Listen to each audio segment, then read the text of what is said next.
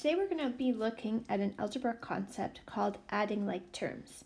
And the way we're going to look at this concept is by looking at toys. So the first set of toys I have asks me how many horses and how many bikes I have. And by looking at this picture, I can see that I have 2 horses and I have 2 bikes.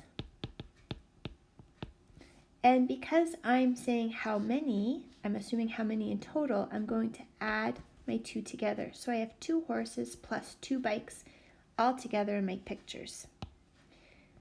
Now, what happens if I take my same pictures, but this time I'm going to use my knowledge of variables, and I'm going to be a bit of a lazy mathematician. Instead of writing 2 horses, I've said let H represent horses. Notice this doesn't say let H represent the number of horses. H is representing the object, a horse, or the animal, a horse in this case. So instead of saying 2 horses, I'm going to say 2H. Over here I have B representing bikes. Again, B is not the number of bikes, it's the object, a bike. So I'm going to have 2 bikes now be written as 2B.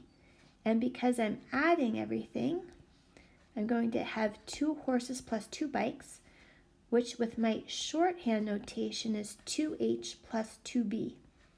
Horses and bikes are different, so I can't combine them together. Let's try this problem again with a few different toys. This time I have 3 different objects: horses, people, and bikes. In my first picture, I can see I have 2 horses plus 1 person.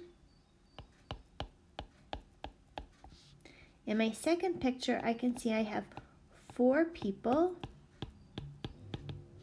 plus 2 bikes. Okay. Now, this is interesting because I noticed that even though they're different pictures, I have 1 Lego person wearing a red hat with my horses, and I have 4 Lego people wearing a red hat with my bikes. But they're the same object. They're both Lego people wearing red hats. So that tells me that my 1 person with my horse and my 4 people with my bikes are the same object. So I'm going to combine them and end up with 2 horses plus 5 people plus 2 bikes. And that's how many objects I have in total. What if we now use our variables again? Because that took me a lot of space to write all of those words down. Last time I said I had 2 horses. I combined my people to be 5 people. And I had 2 bikes. Now this time I'm letting H represent a horse. So I have 2H. Remember, H doesn't represent the number of horses, just the object, a horse. So by counting, I have 2 H's, 2 horses, plus 5P for people, plus 2B because I have 2 bikes. Now this group of toys, I have cars and bikes. And again, I can see I have 2 cars plus 2 bikes plus 2 more bikes.